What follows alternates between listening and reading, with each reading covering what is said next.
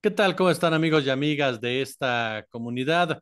Hemos platicado en distintas ocasiones sobre el tema del narcotráfico en México, la presencia del crimen organizado en sus diferentes facetas y niveles, pero hay que profundizar en el tema de la preparación, del entrenamiento, digámoslo así, de cómo se forman muchas veces los integrantes de los diversos cárteles, qué tipo de influencias tienen, en qué lugares se desarrolla esta preparación.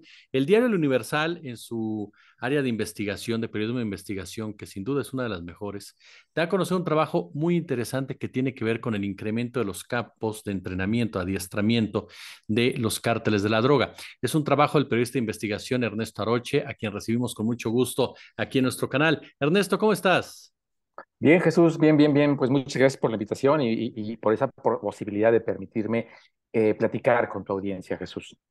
Oye, no los agradecimos, somos nosotros. Y yo la primera pregunta, perdóname, Ernesto, que te haría es, ¿hay un incremento de estos campos de adiestramiento? ¿Qué características tienen? ¿Qué es lo que tú descubres alrededor de estos lugares? Pues mira, exactamente no sabemos porque hicimos un par de solicitudes a la Sedena, ¿no? Primero le preguntamos porque encontramos una nota que hablaba sobre la detención de unos campamentos en la zona limítrofe entre Sonora y Arizona, y donde se veía, porque es quien sube esta información, es un periodista de Texas, sube esta información a las redes, muestra un video tomado con un dron donde un grupo de personas encapuchadas están apostados en esta zona, que es un campamento que parece más de vigilancia, ¿no? Están apostados en esta zona y cuando descubren que los están grabando o que uno tiene un dron arriba, empiezan a dispararle al dron, ¿no? Entonces, a partir de esa información que salió por ahí en algunas notas, sobre todo muy locales, ¿no? Nos dimos a la tarea de buscar qué estaba pasando con el asunto, no sé qué campamentos estaba, es decir, cómo estaba el fenómeno de los campamentos del crimen organizado visto por la Sedena, ¿no? Entonces solicitamos a la Sedena información sobre cuántos campamentos habían ubicado, quisimos hacer una revisión de 10 años, nos fuimos hasta 2013, si mal no recuerdo, con la solicitud. En esos 10 años, cuántos campamentos, en dónde estaban ubicados, ¿no? Cuántas personas detenidas. Y en ese momento la Sedena nos contestó, digamos, más o menos puntual, ¿no? Nos entregó la información que le pedimos. Es un reporte que también deja una sensación como de qué pasa con la Sedena, porque el reporte después, cuando estuvimos haciendo un trabajo de verificación, de buscar más campamentos, de revisar el archivo de Guacamaya, de revisar los propios boletines de la Sedena, de revisar reportes periodísticos, nos dimos cuenta que era un reporte muy pequeño, ¿no? O sea, pequeño primero por el número de campamentos que nos daban 50 campamentos cuando nosotros llegamos acá, o pudimos documentar 77, pero que además se limitaba en el periodo del tiempo entre 2017 y 2023, ¿no? Como si en los años previos no hubiera habido campamentos, ¿no? Cuando pues hay reportes periodísticos que hablan de campamentos en 2010, que hablan de campamentos en 2011, en fin, o sea, como no es un fenómeno nuevo, pues, ¿no? Pero la Sedena solamente nos entregó ese reporte diciendo que tenía información de 2017 en adelante, ¿no? Y luego, bueno, ya que teníamos esa información, dijimos, bueno, pues con esto partimos, con esto arrancamos, y ahora vamos a solicitarle a la Sedena que nos entregue justamente lo que me estás preguntando, Jesús, ¿no? Las características que habían detectado en esos campamentos, en fin, que nos entregaran los partes que les habían reportado las personas que estaban en área, no en tierra, ¿no? En los operativos de desmantelamiento de los campamentos, pues que nos entregara los partes, ¿no? No solamente que nos entregara la información desglosada, sino que nos entregara los partes directos, entendiendo que puede ser un asunto de seguridad nacional y que podría haber la necesidad de que fuesen versiones públicas con alguna información testada, pero que en general nos permitiría conocer a detalle qué es lo que pasaba con esos campamentos. La respuesta de la Sedena fue que no tenían información, no tenían esa información, ¿no? Cosa que es, pues, por supuesto que no es de creerse, ¿no? Porque además en el archivo de Guacamaya sí encontramos algunas partes de estos. Entonces, bueno, había este argumento del INAI, perdón, de la Sedena, que se cruza con el momento en donde pasa esta situación del INAI, donde el INAI no puede sesionar, y entonces creemos que también es un reflejo de ciertas decisiones de gobierno, ¿no? De empezar primero a bloquear la posibilidad de que el INAI resuelva recursos de revisión, revise las respuestas de los sujetos obligados, y el propio gobierno decidiendo entregar menos información cada vez, ¿no? Pero bueno, más allá de que no pudimos obtener esta información de las autoridades, lo que sí pudimos obtener a través de todas estas revisiones hemerográficas en el archivo de la propia Sedena, en lo que había en Guacamaya, es que encontramos y con mucha frecuencia, no te puedo decir que todos los casos, pero con mucha frecuencia, lo que reportan de esos campamentos son que encuentran armas de alto poder, que encuentran armamento, es decir, balas, pues, que encuentran más bien municiones, que encuentran equipo táctico, ¿no? Que encuentran muchas veces uniformes, ¿no? Ropa marcada con los logos de los cárteles, especialmente el cártel Jalisco Nueva Generación, que ha habido casos en Michoacán que incluso hasta vehículos blindados digo, un blindaje un poco artesanal, ¿no? Pero verdaderos monstruos llegamos a ver en las fotografías que había, incluso en boletines de la Sedena, en fin, que te hablan de dos cosas, ¿no? Por un lado, sí, un escenario de entrenamiento, ¿no? Porque lo dicen incluso los boletines, ¿no? Que presumen que hay entrenamiento por todo el armamento que encuentran, por todas las municiones que encuentran, por ciertos elementos ahí que utilizan para tirar las armas, ¿no? Para entrenarlos en el disparo de las armas, eh, pero también como puntos tácticos, ¿no? También como puntos de vigilancia, también como puntos como pasaba con el caso de Sonora, como avanzadas del propio control que hay de ciertos territorios, ¿no?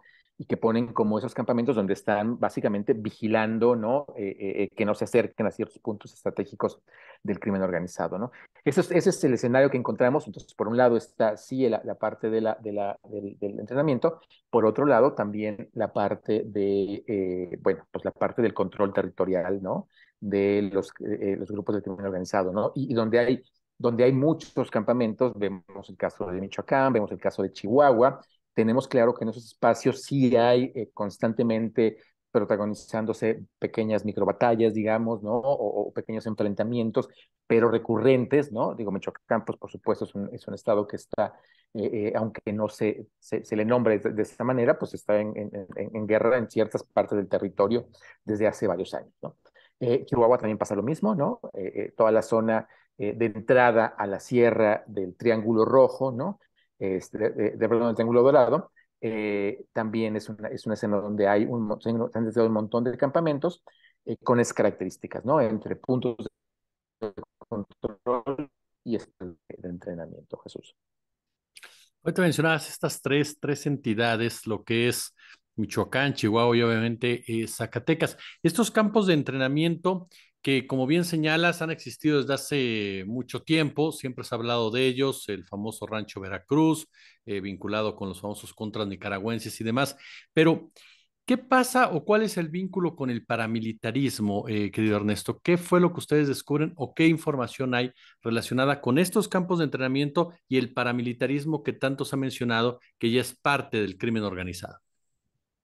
Sí, bueno, lo que nos dicen ahí más bien lo que nos dicen los expertos, ¿no? Académicos con los que consultamos, con los que pudimos platicar, fue que ven sobre todo, y además porque la mayor presencia, digo, no podemos decir que los campamentos son específicamente del cártel Jalisco, pero lo que sí podemos decir, porque tenemos la información, es que en los municipios en donde fueron ubicados estos campamentos, son municipios que la Sedena tiene ubicados como bajo el control del cártel Jalisco Nueva Generación, ¿no? Entonces, el mayor porcentaje, creo que 75%, una cosa así, de los municipios que han tenido ubicación de estos campamentos son municipios que están bajo el control del cártel Jalisco Nueva Generación. Entonces, lo que nos decían los académicos es que el cártel Jalisco Nueva Generación, de alguna manera, es como el heredero de lo que fueron los Zetas, ¿no? De esta conformación de grupo militar que empieza como un grupo de protección a ciertos cárteles y termina convirtiéndose por sí mismo en un grupo del crimen organizado, ¿no? Pero con las características del paramilitarismo, porque es un grupo que proviene y que tiene toda una formación militar y que esa formación militar la empieza a replicar en los diferentes, en el crecimiento pues, de su propio pues, ejército de sicarios, ¿no? Lo que nos dicen es eso, pues que el cártel Jalisco es el heredero de estos grupos, que los Zetas también dejaron de alguna manera plantada la semilla de la formación militar en los grupos criminales cuando entraron a Michoacán, ¿no? Con la familia michoacana, con los caballeros templarios, que también vienen un poco de esa formación, de esa tradición de trabajar a partir de esquemas militares, ¿no? Y pues en el fondo, digamos como en el fondo de todo esto, está todo el trabajo que hizo el gobierno de Estados Unidos, ¿no? Al entrenar, ¿no? A grupos para la guerra de guerrillas, para la guerra en espacios no tradicionales, ¿no? Que de alguna manera terminan siendo, o donde se desprenden después quienes son los formadores de estos grupos militares, ¿no? Entonces, por eso se habla del tema paramilitar, ¿no? ¿No? Porque son grupos de crimen organizado que parten de un entrenamiento y de una estructura también, ¿no? Formada a partir de militares. Y no perdamos de vista también que se habló mucho del involucramiento incluso de los caiviles, ¿no? Por ejemplo, otro grupo militar, guatemalteco, que terminó siendo también parte de la formación de esos grupos militares. Específicamente, los Zetas, específicamente el cártel Jalisco Nueva Generación, y los grupos de Michoacán, ¿no? Con la familia michoacana y los caballeros templarios, Jesús. Oye, ahorita que mencionábamos en la anterior exposición que hacías muy interesante, de que no son nuevos, de que ya tienen tiempo precisamente en este tipo de lugares, de establecimientos. ¿Por qué no se les detectó antes o por qué no se les ha dado el seguimiento adecuado si ya tienen ubicaciones, tienen información desde antes de los mismos? Pues mira, nos decía ahí uno de los académicos que entrevistamos, Benítez Manaut, que él consideraba que no es que hubiera este auge, pues no es que hubiera ese de pronto este boom, ¿no? Sino que más bien la Sedena no estaba haciendo este trabajo de inteligencia y de eliminando estos campamentos, ¿no? Desmantelando esos campamentos por razones varias, pues, ¿no? Pero en realidad es que estamos viendo este boom o este crecimiento en la detección y desmantelamiento de los campamentos porque la Sedena pues, se ha puesto a hacerlo, ¿no? Lo que él consideraba es que hay una presión o puede haber una presión del gobierno de Estados Unidos para que se opere más en ese sentido. Lo que él decía también es que no descarta la posibilidad de que que justamente el interés que hay en este momento de Estados Unidos hacia el tema del fentanilo, ¿no? Haya un poco impulsado también esta detención de los campamentos por parte de la Sedena, pero básicamente es eso, pues, ¿no? Que veíamos, que él veía, pues, que, eh, que parte de una presión externa a la Sedena para que haga ese trabajo, lo que ha levantado las cifras. Y una cosa que también nos decía este académico, Benítez Manaut, era que le llama mucho la atención que en el listado que entregó la Sedena casi no hay, o más bien no hay campamentos detectados en Sinaloa, ¿no? Hay bueno, Michoacán, en Jalisco, en Zacatecas, ¿no? En Chihuahua, y en otros estados de la zona del Pacífico, pero que casualmente no se ven campamentos o no están registrados campamentos en la zona de mayor control del cártel de Sinaloa, ¿no? Que es la propia Sinaloa, ¿no? Que era un asunto que llama la atención, ¿no? También decía, bueno, es cierto, en los últimos años pues ha habido decir, la caída del Chapo Guzmán, la detención de uno de los hijos del Chapo Guzmán, ¿no? Y eso también ha permitido como el crecimiento o la mayor penetración del cártel Jalisco, pero que aún así le llamaba la atención que no hubiera campamentos detectados y registrados por la Sedena en Sinaloa. Claro. Mi querido Ernesto Aroche, periodista de investigación del Universal, yo te agradezco muchísimo de verdad estos minutos e invitar a toda la gente, por supuesto, a que acceda a este trabajo de investigación que ya tienen en su página. Por lo pronto, muchísimas gracias. Gracias a ti y de nuevo insisto, la posibilidad de platicar con tu audiencia.